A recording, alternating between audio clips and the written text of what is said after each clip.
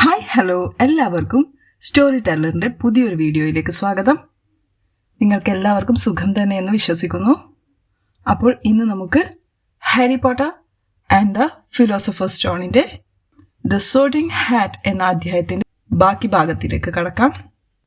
Harry ഹോഗ്വാർട്സ് സ്കൂളിൻ്റെ അകത്ത് sorting സെറമണിക്കായി wait ചെയ്യുന്നിടത്താണ് നമ്മൾ കഥ അവസാനം പറഞ്ഞു നിർത്തിയത്. So without further due, let's get jump into the story. പെട്ടെന്ന് എന്തോ സംഭവിച്ചു. അതവനെ വായുവിലേക്ക് ഒരടി ഉയരത്തിൽ ചാടാൻ നിർബന്ധിതനാക്കി. അവന്റെ പിന്നിലുള്ള നിരവധി ആളുകൾ നിലവിളിച്ചു. എന്താണത്? അവൻ ദീർഘശ്വാസമെടുത്തു. ചുറ്റുമുള്ള കുട്ടികളും 20ഓളം പ്രേതങ്ങൾ പിൻവശത്തെ ചുമരിലൂടെ ഒഴുകി വന്നു.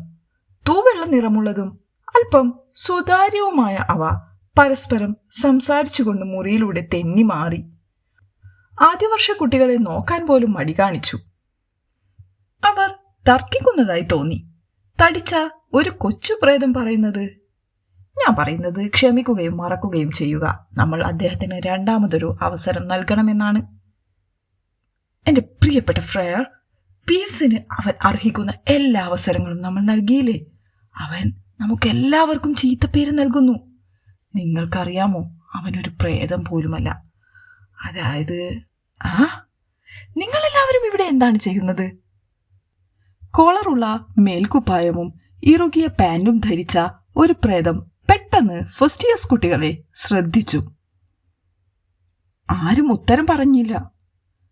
പുതിയ വിദ്യാർത്ഥികളാണല്ലോ. ഫാറ്റ് ഫ്രയർ പുഞ്ചിരിച്ചുകൊണ്ട് ചുറ്റും വട്ടമിട്ട് പറഞ്ഞു, സോർട്ടിങ്ങിനായി കാത്തിരിക്കുകയാണെന്ന് തോന്നുന്നു.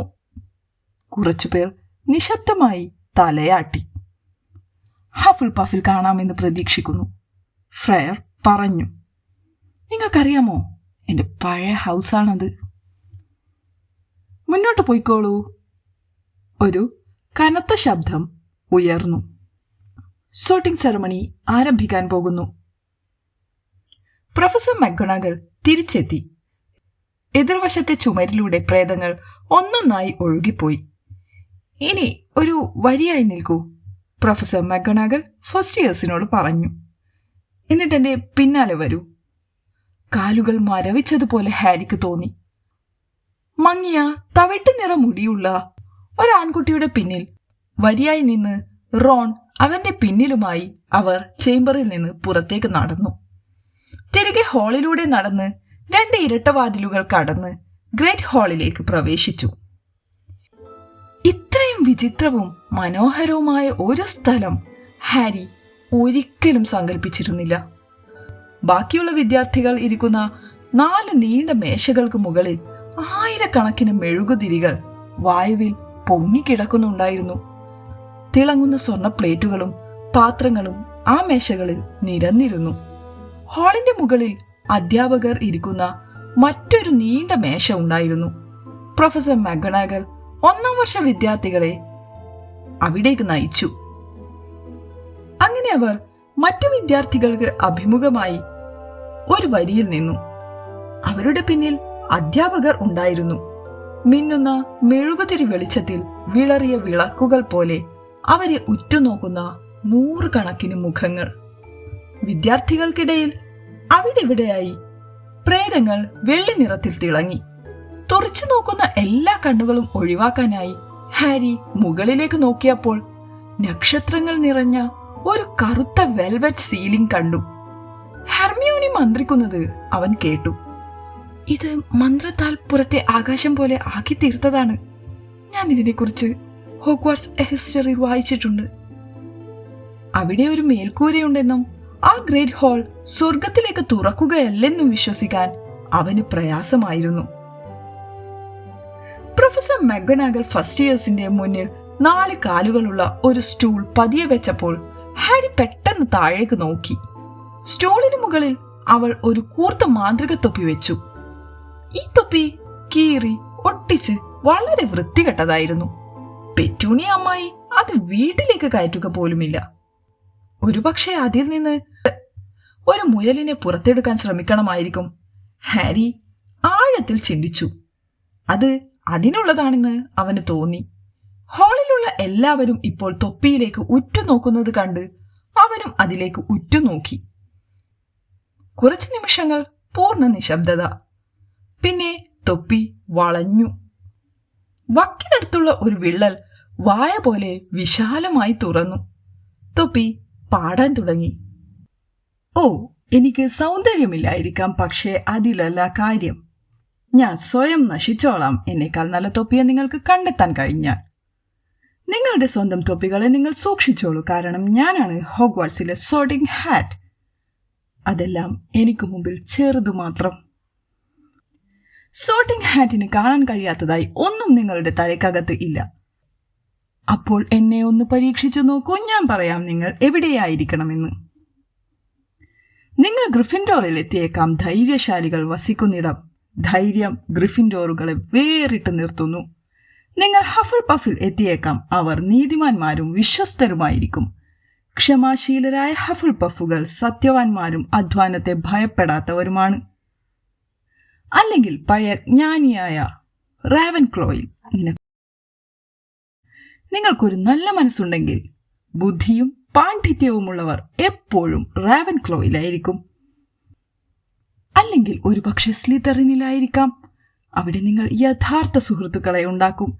തന്ത്രശാലികളായ അവർ അവരുടെ ലക്ഷ്യങ്ങൾ നേടാൻ ഏതു മാർഗവും ഉപയോഗിക്കുന്നു. എന്നെ ധരിക്കൂ, പേടിക്കേണ്ട.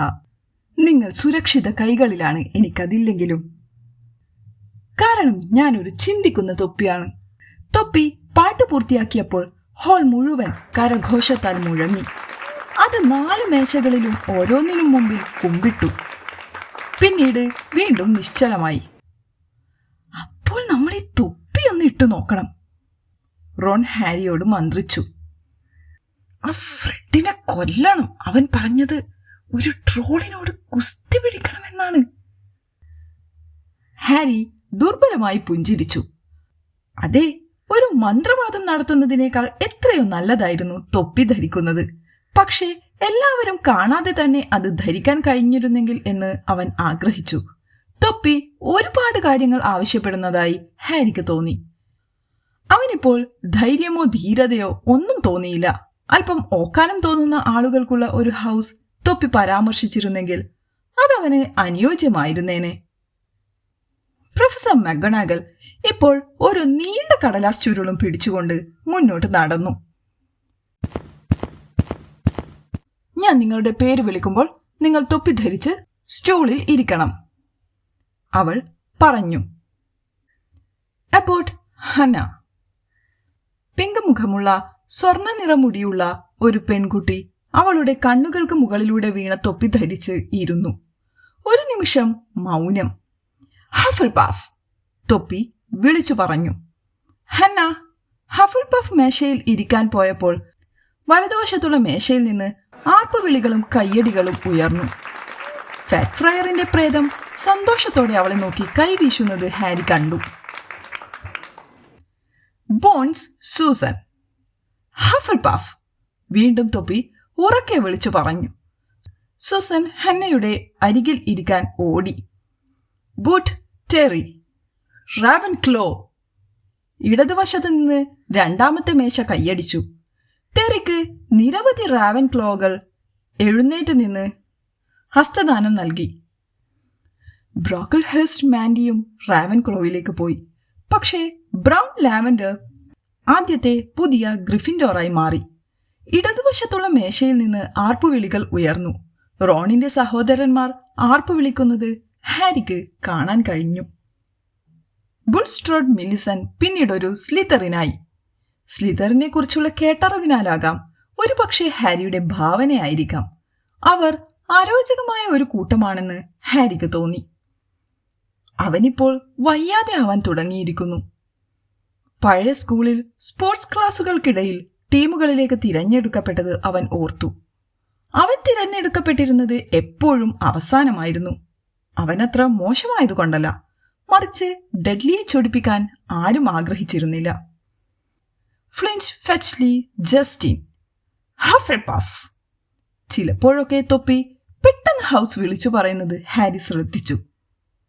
പക്ഷേ മറ്റു ചിലപ്പോൾ കുറച്ച് സമയമെടുത്തു. വരിയിൽ ഹാരിയുടെ അരികിൽ നിന്നിരുന്ന ഇളം തവിട്ട് നിറ മുടിയുള്ള ഫിനിഗൻ സീമസ് തൊപ്പി അവനെ ഗ്രിഫിൻഡോർ എന്ന് പ്രഖ്യാപിക്കുന്നതിന് മുമ്പ് 1 മിനിറ്റ് മുഴുവൻ ആ സ്റ്റൂളിൽ ഇരുന്നു. ഗ്രേഞ്ചർ ഹെർമിയോനി സ്റ്റൂളിലേക്ക് ഓടിച്ചെന്ന് ആർത്തിയോടെ തൊപ്പി തലയിൽ വെച്ചു. ഗ്രിഫിൻഡോർ, തൊപ്പി വിളിച്ചു പറഞ്ഞു. റോൺ ഞരങ്ങി. പേടിക്കുമ്പോൾ ഭയാനകമായ ചിന്തകൾ ഉയർന്നു വരുന്നത് പോലെ ഹാരിയുടെ മനസ്സിൽ ഒരു ഭയാനക ചിന്ത ഉടലെടുത്തു. ഇനി ഈ തൊപ്പി അവനെ തിരഞ്ഞെടുത്തില്ലെങ്കിലോ? അവൻ നൂറ്റാണ്ടുകളോളം കണ്ണിൽ തൊപ്പിവെച്ച് അവിടെ ഇരിക്കേണ്ടി വന്നാലോ? പ്രൊഫസർ മക്ഗൊണാഗൽ അത് തലയിൽ നിന്ന് വലിച്ചെറിഞ്ഞ് തെറ്റുപറ്റിയെന്നും പറഞ്ഞ് തിരിച്ച് ട്രെയിനിൽ അയച്ചാലോ?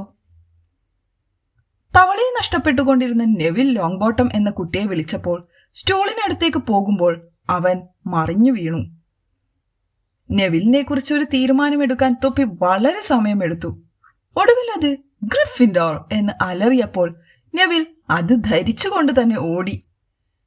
മക്ഡോഗൽ മൊറാഗിന് അത് നൽകാൻ കൂട്ടച്ചിരികൾക്കിടയിൽ തിരികെ ഓടേണ്ടി വന്നു അവന്.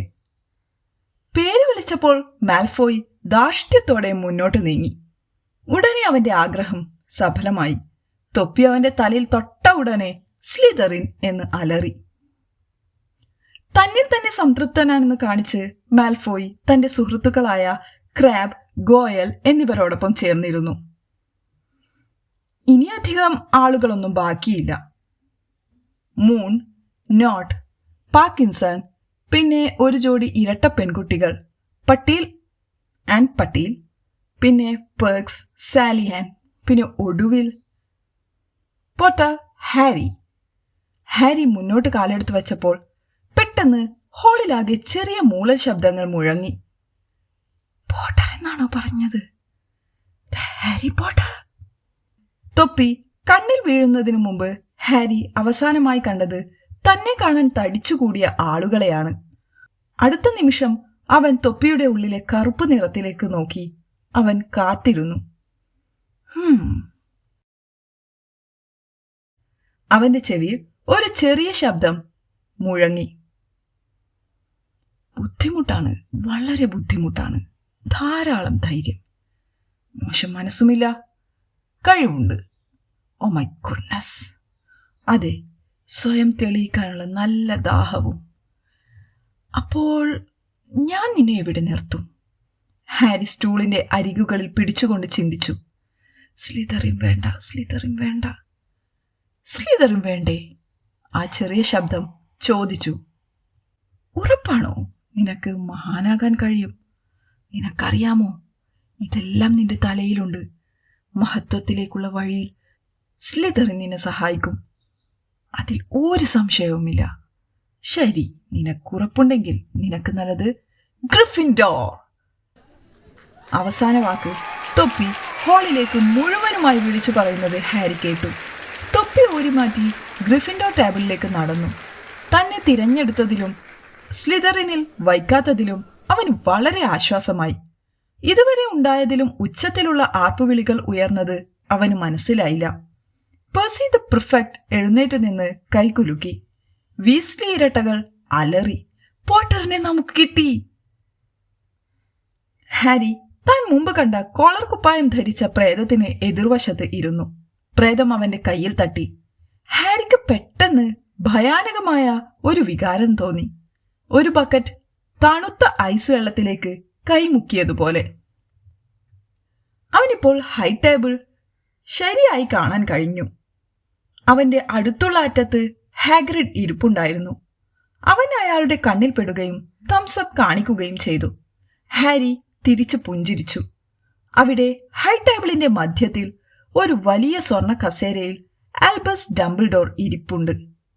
ട്രെയിനിലെ ചോക്ലേറ്റ് ഫ്രോഗിൽ നിന്ന് അവന് കാർഡ് കിട്ടിയതുകൊണ്ട് ഹാരി ഉടൻ തന്നെ അദ്ദേഹത്തെ തിരിച്ചറിഞ്ഞു. ഡംബിൾഡോറിന്റെ വെള്ളിരോമങ്ങൾ മുഴുവൻ ഹാളിലും പ്രേതങ്ങളെപ്പോലെ തിളങ്ങി. ലീക്കി കോൾട്രോണിൽ കണ്ട വിറക്കുന്ന ചെറുപ്പക്കാരനായ പ്രൊഫസർ ക്വിറലിനെയും ഹാരി കണ്ടു. ഒരു വലിയ പേർപ്പിൾ തലപ്പാവിൽ അയാൾ വളരെ വിചിത്രനായി കാണപ്പെട്ടു.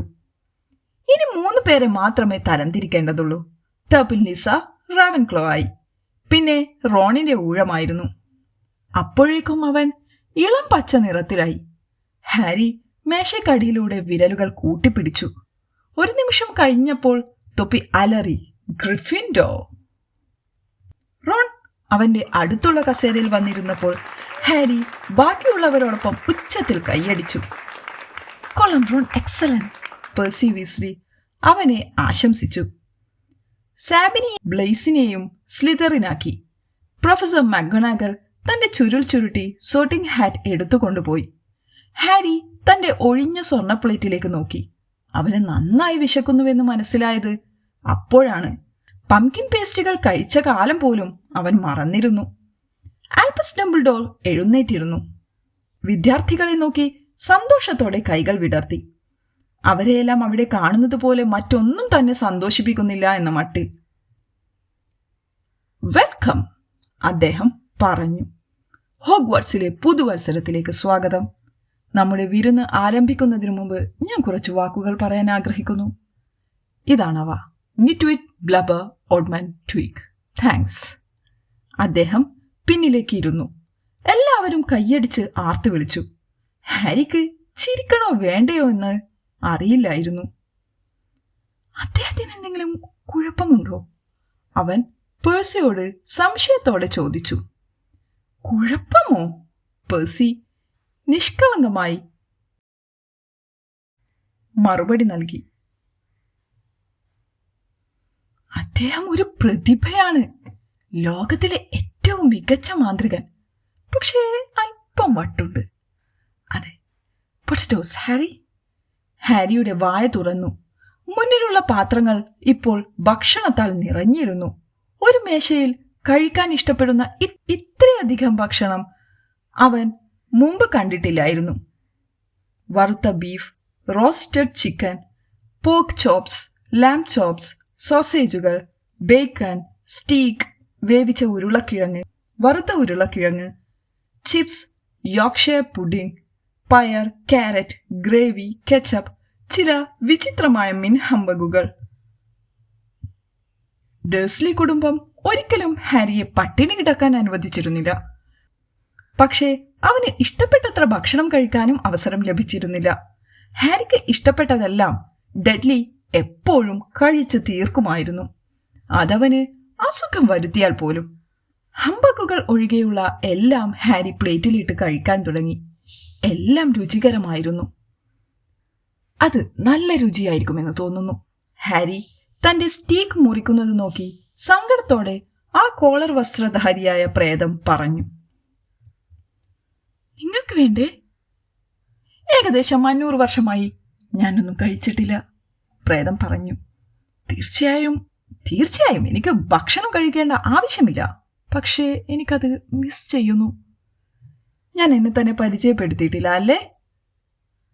നിങ്ങളുടെ സേവനത്തിനായി നിയോഗിക്കപ്പെട്ട സർ നിക്കോളാസ് ഡി മിംസി പോപ്പിൻടൺ, ഗ്രിഫിൻഡോർ ടവറിലെ താമസക്കാരനായ പ്രേതം. ഞാൻ കേട്ടിട്ടുണ്ട് നിങ്ങളെക്കുറിച്ച്, റോൺ പെട്ടെന്ന് പറഞ്ഞു. എന്റെ സഹോദരന്മാർ നിങ്ങളെക്കുറിച്ച് എന്നോട് പറഞ്ഞിട്ടുണ്ട്. നിങ്ങൾ ഏകദേശം തലയില്ലാത്ത നിക്കല്ലേ? നിങ്ങൾ എന്നെ സർ നിക്കോളാസ് ഡി മിംസി എന്ന് വിളിക്കുന്നതാണ് എനിക്കിഷ്ടം, പ്രേതം കടുപ്പിച്ചു. പക്ഷേ ഇളം തവിട്ട് നിറ മുടിയുള്ള സീമസ് ഫിനിഗൻ തടസ്സപ്പെടുത്തി. ഏകദേശം തലയില്ലാത്തവനോ? അതെങ്ങനെ ഏകദേശം തലയില്ലാത്തവനാകും? സർ നിക്കോളാസ് അങ്ങേയറ്റം അസ്വസ്ഥനായി കാണപ്പെട്ടു. അവരുടെ ചെറിയ സംഭാഷണം താൻ ആഗ്രഹിച്ച രീതിയിൽ നടക്കുന്നില്ല എന്ന മട്ടിൽ. ഇങ്ങനെ അയാൾ ദേഷ്യത്തോടെ ഇടതു ചെവി പിടിച്ചു വലിച്ചു. തല മുഴുവൻ കഴുത്തിൽ നിന്ന് തെറിച്ചു വീണ് ഒരറ്റം തൂക്കിയിട്ടതുപോലെ തോളിൽ വീണു. ആരോ അയാളുടെ തലവെട്ടാൻ ശ്രമിച്ചതായി വ്യക്തമാണ്. പക്ഷേ അത് ശരിയായി ചെയ്തില്ല. അവരുടെ മുഖത്ത് സ്തബ്ധമായ നോട്ടത്തിൽ സന്തോഷിച്ചുകൊണ്ട് നിക്ക് തല തിരിച്ചു. കഴുത്തിലേക്ക് ചാരി നിന്ന് ചുമച്ചു പറഞ്ഞു. സോ പുതിയ ഗ്രിഫിൻഡോസ്, ഈ വർഷം ഹൗസ് ചാമ്പ്യൻഷിപ്പ് നേടാൻ നിങ്ങൾ ഞങ്ങളെ സഹായിക്കുമെന്ന് ഞാൻ പ്രതീക്ഷിക്കുന്നു. ഗ്രിഫിൻഡോർ ഇത്രയും കാലത്തേക്ക് വിജയിക്കാത്തത് ഇതാദ്യമായാണ്. സ്ലിതറിന് തുടർച്ചയായി 6 വർഷം കപ്പ് ലഭിച്ചു. ബ്ലഡി ബാരന്റെ പെരുമാറ്റം സഹിക്കാൻ വയ്യ. ബ്ലഡി ബാരൻ സ്ലിതറിൻ പ്രേതമാണ്. ഹാരി സ്ലിതറിൻ മേശയിലേക്ക് നോക്കിയപ്പോൾ അവിടെ ഒരു ഭയങ്കരനായ പ്രേതം ഇരിക്കുന്നത് കണ്ടു. ശൂന്യമായ കണ്ണുകളും മെലിഞ്ഞ മുഖവും വെള്ളി രക്തം പുരണ്ട വസ്ത്രങ്ങളുമായി മാൽഫോയിയുടെ തൊട്ടടുത്തായിരുന്നു അയാൾ. ഹാരിക്ക് മാൽഫോയിയെ കണ്ടപ്പോൾ സന്തോഷമായെങ്കിലും മാൽഫോയി ആ ഇരിപ്പിട ക്രമീകരണത്തിൽ അത്ര സന്തോഷവാനായിരുന്നില്ല. അയാൾ എന്താണ് ഇങ്ങനെ രക്തത്തിൽ കുളിച്ചിരിക്കുന്നത്? സീമസ് വളരെ താല്പര്യത്തോടെ ചോദിച്ചു. ഞാൻ ഒരിക്കലും ചോദിച്ചിട്ടില്ല. നിയർലി ഹെഡ്ലെസ് സ്നേക്ക് മറുപടി നൽകി. എല്ലാവരും കഴിയുന്നത്ര കഴിച്ചു കഴിഞ്ഞപ്പോൾ പ്ലേറ്റുകളിൽ നിന്ന് ഭക്ഷണത്തിന്റെ അവശിഷ്ടങ്ങൾ മാഞ്ഞുപോയി. അവ മുമ്പത്തെ പോലെ വൃത്തിയായി തിളങ്ങി. ഒരു നിമിഷം കഴിഞ്ഞ് പുഡിങ്ങുകൾ പ്രത്യക്ഷപ്പെട്ടു. ചിന്തിക്കാൻ കഴിയാത്തത്ര എല്ലാ രുചികളിലുമുള്ള ഐസ്ക്രീം ബ്ലോക്സ്, ആപ്പിൾ പൈകൾ, ട്രിക്കിൾ ടാർട്ടുകൾ, ചോക്ലേറ്റ് എക്ലെയറുകൾ, ജാം ഡോനട്ടുകൾ, trifle, strawberry jelly, rice pudding. Harry ഒരു ട്രീക്കിൾ ടാർട്ട് എടുക്കാൻ ശ്രമിച്ചപ്പോൾ അവരുടെ സംസാരം കുടുംബങ്ങളിലേക്ക് വഴിമാറി. ഞാൻ പകുതിയാണ്, സീമസ് പറഞ്ഞു. എൻ്റെ അച്ഛനൊരു മകളാണ്. അവർ വിവാഹിതരാകുന്നതുവരെ അമ്മ അച്ഛനോട് താൻ ഒരു മന്ത്രവാദിനിയാണെന്ന് പറഞ്ഞിരുന്നില്ല. അദ്ദേഹം ശരിക്കും ഞെട്ടി. മറ്റുള്ളവർ ചിരിച്ചു. നിന്റെ തൊനവിൽ? റോൺ ചോദിച്ചു. വെൽ, എൻ്റെ മുത്തശ്ശിയാണ് എന്നെ വളർത്തിയത്. മുത്തശ്ശി ഒരു മന്ത്രവാദിനിയാണ്, നെവിൽ പറഞ്ഞു. പക്ഷേ എൻ്റെ കുടുംബം കാലങ്ങളായി ഞാൻ മകളാണെന്നാണ് കരുതിയിരുന്നത്. എൻ്റെ മുതിർന്ന അമ്മാവൻ ആൽജി എന്നിലുള്ള മാന്ത്രിക ശക്തി പുറത്തു കൊണ്ടുവരാൻ ഒരിക്കൽ അദ്ദേഹം എന്നെ ബ്ലാക്ക് പൂൾ പിയറിൽ നിന്ന് തള്ളിയിട്ടു. ഞാൻ മുങ്ങിച്ചാവാറായതല്ലാതെ മറ്റൊന്നും നടന്നില്ല. എൻ്റെ 8 വയസ്സ് വരെ. 8ാമത്തെ വയസ്സിൽ ഒരിക്കൽ എൻ്റെ ആൽജി അങ്കിൾ മുകളിലത്തെ നിലയിലെ ജനാലക്കകത്തുകൂടെ എന്നെയും തൂക്കി നിൽക്കുമ്പോൾ എൻ്റെ ആൻറ്റി എനിറ്റ് അദ്ദേഹത്തിനൊരു മെറുങ്ക്യു കൊടുത്തു. ശ്രദ്ധ മാറിയ അദ്ദേഹത്തിന്റെ കൈപ്പിടി വിട്ടു. പക്ഷെ ഞാൻ പൊന്തി പൂന്തോട്ടത്തിലൂടെയും റോഡിലൂടെയും എല്ലാം കറങ്ങി. അവരെല്ലാം ശരിക്കും സന്തോഷിച്ചു. എൻ്റെ മുത്തശ്ശി കരയുകയായിരുന്നു. അവർ വളരെ സന്തോഷവതിയായിരുന്നു. എന്നെ ഇവിടേക്ക് വിളിച്ചപ്പോൾ നിങ്ങൾ ആ മുഖങ്ങളൊന്ന് കാണേണ്ടതായിരുന്നു. ഞാൻ ഇവിടെ വരാൻ തക്ക മാന്ത്രികനല്ലെന്ന് അവർ കരുതിയിരുന്നു. കണ്ടോ, സന്തോഷം കൊണ്ട് അങ്കിൾ ആൽജി എനിക്കെന്റെ തവളയെ വാങ്ങിത്തന്നു. ഹാരിയുടെ മറുവശത്ത് പെർസി വീസ്ലിയും ഹെർമിയോണിയും പാഠങ്ങളെക്കുറിച്ച് സംസാരിച്ചു കൊണ്ടിരുന്നു. ചൂടും ഉറക്കവും അനുഭവപ്പെട്ട ഹാരി വീണ്ടും ഹൈ ടേബിളിലേക്ക് നോക്കി. ഹാഗ്രിഡ് തന്റെ ഗോബ്ലറ്റിൽ നിന്ന് നന്നായി മദ്യപിച്ചിരുന്നു. പ്രൊഫസർ മക്ഗൊണാഗൽ പ്രൊഫസർ ഡംബിൾഡോറുമായി സംസാരിക്കുകയായിരുന്നു. പൊട്ടത്തലപ്പാവ് ധരിച്ച പ്രൊഫസർ ക്വിറൽ എണ്ണമയമുള്ള കറുത്ത മുടിയും കൊളുത്തുപോലുള്ള മൂക്കും മഞ്ഞളിച്ച ചർമ്മവുമുള്ള ഒരു അധ്യാപകനോട് സംസാരിക്കുകയായിരുന്നു. വളരെ പെട്ടെന്നാണ് അത് സംഭവിച്ചത്. കൊളുത്തുമൂക്കുള്ള അധ്യാപകൻ ക്വിറലിന്റെ തലപ്പാവ് കടന്ന് നേരെ ഹാരിയുടെ കണ്ണുകളിലേക്ക് നോക്കി. ഹാരിയുടെ നെറ്റിയിലെ പാടിന് കുറുകെ ഒരു മൂർച്ചയുള്ള ചൂടുള്ള വേദന പാഞ്ഞു കയറി. ഹാരി തലയിൽ കൈവച്ചു. എന്തു പറ്റി? പേഴ്സി ചോദിച്ചു. ഒന്നുമില്ല. വേദന വന്നതുപോലെ തന്നെ പെട്ടെന്ന് മാറി. അധ്യാപകന്റെ നോട്ടത്തിൽ നിന്ന് ഹാരിക്കുണ്ടായ തോന്നൽ മാറ്റാൻ കൂടുതൽ ബുദ്ധിമുട്ടായിരുന്നു. ഹാരിയെ അയാൾക്ക് ഒട്ടും ഇഷ്ടമല്ല എന്ന തോന്നൽ. പ്രൊഫസർ ക്വിറലിനോട് സംസാരിക്കുന്ന ആ അധ്യാപകൻ ആരാണ്? അവൻ പേഴ്സിയോട് ചോദിച്ചു. ഓ, നിനക്ക് ക്വിറലിനെ അറിയാമോ? അയാൾ അങ്ങനെ വിറക്കുന്നതിൽ അതിശയിക്കാനില്ല. അത് പ്രൊഫസർ സ്നേപ്പാണ്. അദ്ദേഹം പോഷൻസ് ആണ് പഠിപ്പിക്കുന്നത്. പക്ഷെ ഒട്ടും അതിൽ താല്പര്യമില്ല. താല്പര്യം ക്വിറലിന്റെ ജോലിയോടാണ്. ഡാർക്ക് ആർട്സിനെ കുറിച്ച് അദ്ദേഹത്തിന് ധാരാളം അറിയാം. ഹാരി കുറച്ചു നേരം സ്നേപ്പിനെ നോക്കി നിന്നു. പക്ഷേ സ്നേപ്പ് പിന്നെ അവനെ നോക്കിയില്ല. ഒടുവിൽ പുഡിങ്ങുകളും അപ്രത്യക്ഷമായി. പ്രൊഫസർ ഡംബിൾഡോർ വീണ്ടും എഴുന്നേറ്റു. ഹാൾ നിശബ്ദമായി. ഇനി കുറച്ച് വാക്കുകൾ കൂടി. നമ്മളെല്ലാം ഭക്ഷണവും വെള്ളവും കഴിച്ചു. ഇനി കുറച്ച് വർഷാരംഭ അറിയിപ്പ് നിങ്ങൾക്ക് നൽകാനുണ്ട്. 1ാം വർഷ വിദ്യാർത്ഥികൾ ശ്രദ്ധിക്കേണ്ടത് ഗ്രൗണ്ടിലെ ഫോറസ്റ്റ് എല്ലാ വിദ്യാർത്ഥികൾക്കും നിഷിദ്ധമാണ് എന്നതാണ്. ഞങ്ങളുടെ ചില മുതിർന്ന വിദ്യാർത്ഥികളും അത് ഓർമ്മിക്കുന്നത് നന്നായിരിക്കും. ഡംബിൾഡോറിന്റെ മിന്നുന്ന കണ്ണുകൾ വീസ്ലി ഇരട്ടകളുടെ നേരെ പതിച്ചു. ക്ലാസുകൾക്കിടയിൽ കോറിഡോറിൽ ഒരു മാജിക്കും ചെയ്യരുതെന്ന് നിങ്ങളെ എല്ലാവരെയും ഓർമ്മിപ്പിക്കാൻ കെയർടേക്കറായ മിസ്റ്റർ ഫിൽച്ച് എന്നോട് ആവശ്യപ്പെട്ടിട്ടുണ്ട്. ക്വിഡിച്ച് ട്രയൽസ് ടേമിന്റെ 2ാം ആഴ്ചയിൽ നടക്കും. സ്വന്തം ടീമുകളിൽ കളിക്കാൻ താല്പര്യമുള്ളവർ മാഡം ഹൂച്ചിനെ ബന്ധപ്പെടണം. അവസാനമായി, ഈ വർഷം വേദനാജനകമായ ഒരു മരണം ആഗ്രഹിക്കാത്ത ആരും വലതുവശത്തുള്ള 3ാം നിലയിലെ ഇടനാഴിയിലേക്ക് കടക്കരുതെന്ന് ഞാൻ നിങ്ങൾക്ക് മുന്നറിയിപ്പ് നൽകുന്നു. അപ്പോൾ ഈ അധ്യായം നമുക്ക് ഇവിടെ വെച്ച് നിർത്താം. പുതിയൊരു വീഡിയോയുമായി വരുന്നതുവരെ എല്ലാവരും take care, stay healthy, stay safe. Thank you.